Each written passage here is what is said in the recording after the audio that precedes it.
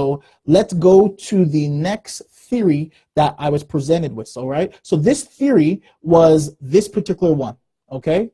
This one was where, right, it said to use the example below to answer the question that follows, all right? Which of the following chord progressions best describes the above example? Okay, now once again, this was, all right, so if we look at it, as you can see here, they have 4 sharps, okay? And I know for those of you that are traditionally taught, you know which key that is. And let me get a whiteboard, and I have a slide for the 4 sharps, not that one, so I can move, oops, not that, sorry. Let's get this out of the way, and let's do this. All right, so it's 4 sharps.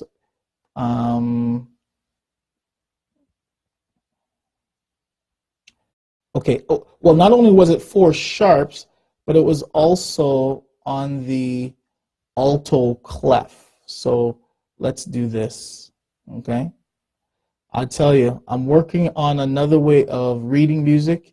It's going to be so much easier. There's a lot of great stuff in the traditional theory, but they need to get rid of all that stuff that I said that shouldn't be in there. And once they do that, I tell you, people will be able to read like it was, you know, like it was a second language. Okay? So anyway, so once again, you can see here, this is what's called an alto clef. Now with the alto clef, the C is actually in the middle, okay? So that's the real middle C, okay? So as you can see, it's 4 sharps. You guys know that's in the key of E, right? So if it's in key of E, you can see these notes, right? So the chord here, I wonder if I can get it bigger. I can't get it bigger. Okay, but anyway, you can see here, it has this note here is gonna actually be a G, right? And then this is a B, okay? But the G, according to the key signatures, hold on, let me just put it over here. All right, so the 4 sharps, all right?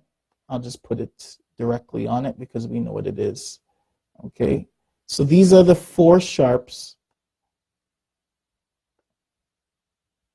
okay? So those are the 4 sharps, and we're in the key of E, okay? The green key is red is what we're key in, and then the 4 sharps we know, okay? Now the first notes that they have, right, they had, like I said, it showed had the G, which has to be G sharp, so the G sharp, but they also had a B, so they had the G sharp, let's make it over here. So you had the G sharp, the B, and at the top, they had an E, but I'll double check that, but that's what pretty much was there, okay? So if we had here, all right, so we have the E sharp there, and then that line here is actually an E, and there's no sharp on it. So that's the first chord. So the first chord, as you can see there, let's go back to over here. That's what it is, all right, without this, okay? So we got to figure out what chord that is, okay, according to what they have there. But let me see if I can pull up a different screen. So over here, if I can get some circles, then we can actually duplicate what we have there. So give me a quick second once again. I can get circles, by golly. Okay, so what they had there, they had a circle here. Whoops. Okay, no, not that. Let me see if I can move it around, though. If I can move it around, this would be pretty cool. I can, by golly, look at that. You know what, guys? I think this thing is going to turn out pretty good once I really figure out how to use it. Okay, so give me a second. Let me get some more dots. Okay, I wish I can copy and paste the dots, but I don't see that. That's too big. Okay, so 1 second. I'm going to need a few of these circles. Let me just get another one. Okay, I wish I could be showing a different screen while I was doing this, but you know what? I can do this so that while you guys are looking at it, you can start figuring it out. Okay, so yeah, it's not exactly straight, but this is what they had. They had this were the key of E, and then they had this. Okay, and let me just double check that's what they had. I'm pretty sure that's what they had. Yes, that's what they had. So they call that well, we have to figure out what they call it, okay? What do they call it? Do you guys know what they would call this? Okay? While I make some more circles.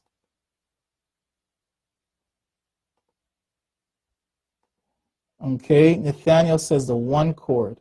All right, so obviously in the key of E. So you're obviously saying that it's the one chord in the key of E. Okay, any other takers? E major, Leroy, E major. Anybody else? Okay, so my question is, so if that's the case, and that's I'm agreeing with you guys, then we have to figure out what's the answer that they are saying on the other side. So let me get my pointer back, and let's go back over here. So therefore, if you're saying it's the one, you said it's a major, or what'd you guys say? You guys said it's the one chord, E major. So if it's the E major, then it should be the one. So out of all of these, there's only one chord that has a one. However, let me ask you guys this question, okay? As you can see, this is in the key of E.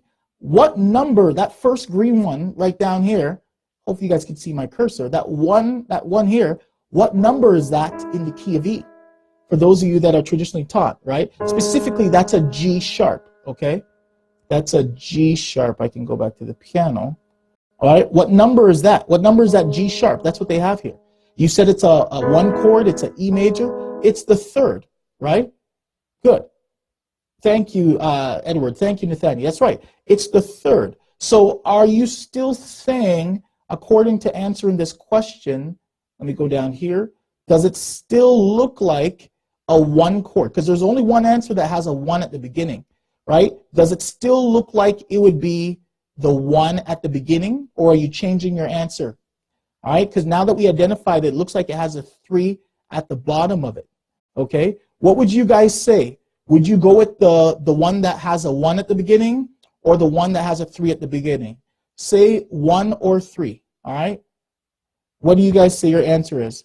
All right, Sandra says the one with the 3, and Nathaniel says the 3. Anybody else before I give the answer? Okay. Now, I'm not traditionally taught, so I kind of have to just look at how look at how they explain it and how they look at these things. I'm like, okay, I see how you're looking at it, but I wouldn't necessarily do that. So most people are saying 3s. Okay, so let's look at it now on the piano and according to what we see here. As you can see, that is the third in the key of E, right? That is the third in the key of E. However, we already identified that, yes, that's an E at the top, right? So we know that it's actually this chord. We know it's a 1 chord, right? But they start at the 3. So here's the deal. What they call, when they say a 6, okay? So when they put a 6 beside this, they put it up at the top there, right? Now, the reason why they do that is they usually say, so for example, if you were doing a regular chord, right, it would have, like, whenever you have this, a space, and then another space, you know, and then another space, they would say that forms a triad, right? Triad is just 3 notes, but then they would call it a 1-3-5. Whether that 1-3-5 is the 1-3-5 with a major chord or 1-3-5 as a minor chord, they would always call this a 1, a 3, and a 5. So when you go up now, that's saying it's no longer a 5, it's some type of 6. And in the theoretical world, they'll call it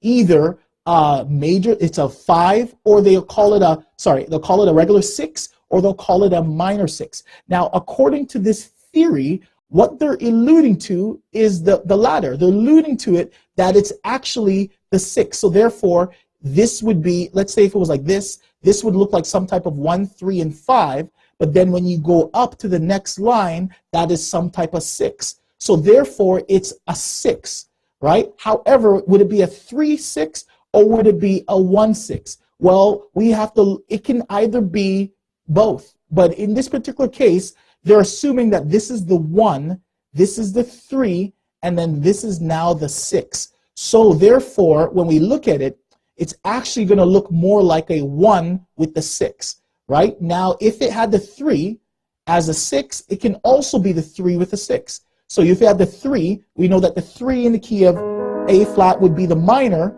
Then it has one more, you go up, it would be like the 3/6 as well. So it looks like a 1/6 or a 3/6. Now here's my problem with all of this. Who said it? Sandra. Headache with the staff and notes. Do we need to learn this to play by ear? No, we don't. But I need to be able to show that AKMS is actually going to make it a lot easier. So I got to show you where you're coming from to appreciate where you're going. Okay, and this was one of the questions that one of the AKS members asked me, Sandra. Okay, so therefore they would call this, so if you have the 3 minor, which we know in the key of E, it's a 3 minor, and then you go up, it's some type of minor 6, right? But the same thing, they're saying that this is also a 1 chord, but it's still like a 1/6, which I find just so unnecessary. Okay, so they call it a 1/6, all right, not a 3/6, and that's what we can do. So we go to the next chord. The next chord, as you can see there, it has the A, it has the C, which has to be sharp, and it has the E at the top of it,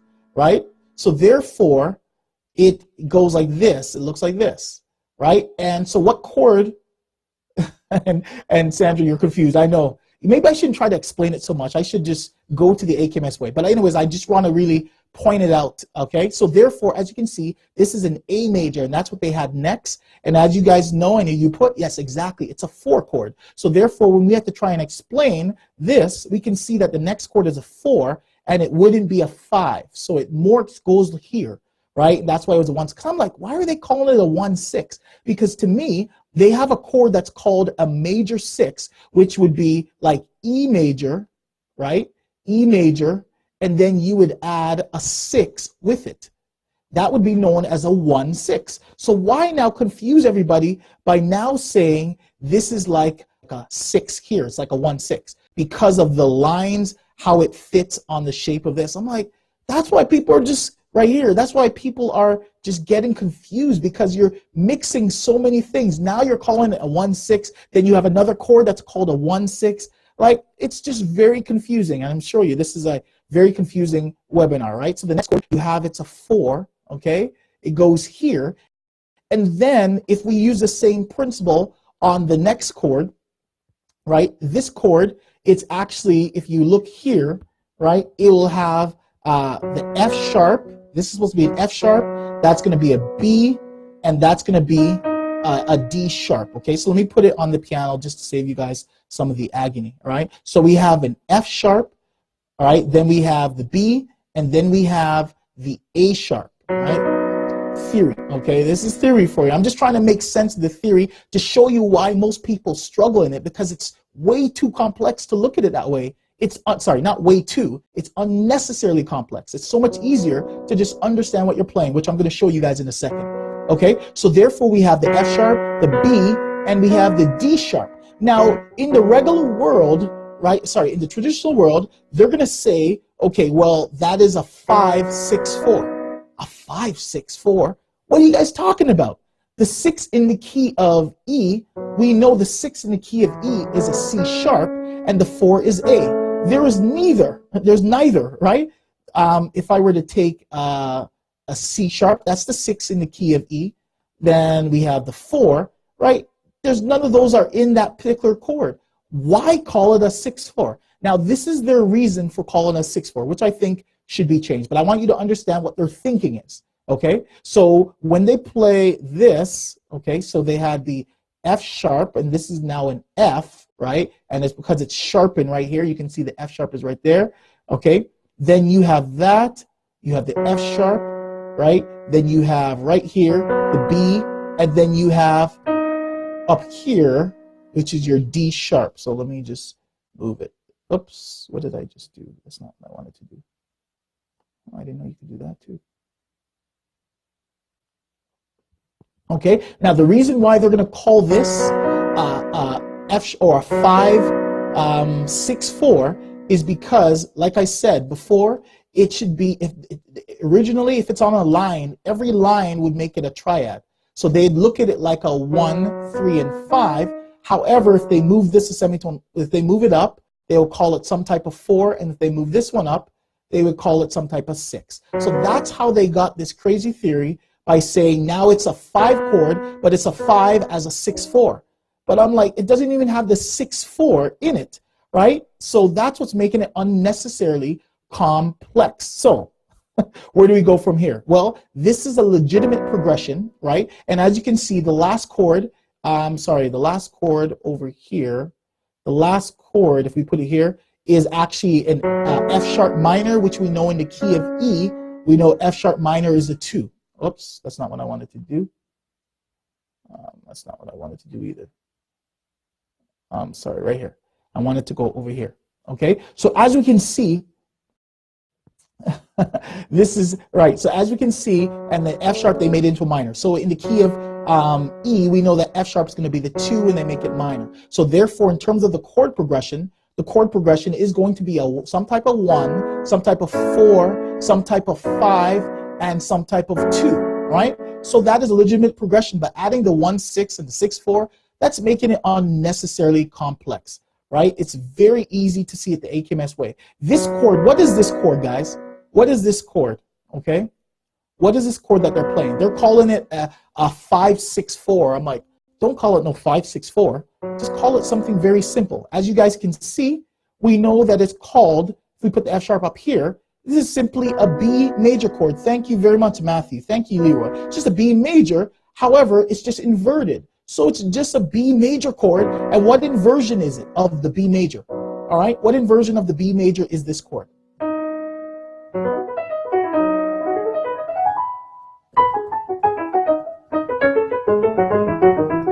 Thank you very much, Matthew. Exactly, it's just a second inversion. So why are we going to say, oh my gosh, this has to be the 5-6-4? That's why people are getting confused. Just keep it simple. It's just an inversion. Over here, when we have the 1-6, what chord is that really, right? They had the 1-6, right? 1-6, just because of how it's reading. But what chord is this, right? If we invert it lower, we know that it's an E major chord. So therefore, it's just a 1 chord. But what inversion is it? You guys tell me what inversion of the 1 chord is that, okay? I know that you guys are going to tell me what it is. Exactly, it's the first. Who's right? Edward, Nathaniel, Leroy, Matthew. Thank you very much. Right? So all of that. I did all that crazy theory just to say, you see what I'm saying? Why people are getting confused? They're just making it unnecessarily complex. Now I know it's not their fault, but someone hasn't updated the software. Just like how this webinar platform got updated without me knowing, but it ends up being better for me. Okay? So let's update our software. Right? So very, very, like I said, all right, this is a legitimate progression, right? However, labeling a 1-6 can make understanding confusing, as you saw, right? And labeling it a 5-6-4 is making it confusing. And as we did, we already identified what AKMS, well, we identified what it was, and in terms of which AKMS principle explains these chords, it's very simple. It's simply what, whoops, that's not what I wanted to do. Well, we identified it here, okay? It's simply the principle of inversions, okay? It's just an inversion in there, so we don't have to make it so complex. Like, why would you just want to sound so smart? Just give people what they need, right? Anyhow, so let's move on. Okay, so that's pretty much what it is. So in terms of theory number 4, this theory, guys, I want to get into it, but it's probably going to take a little bit longer. So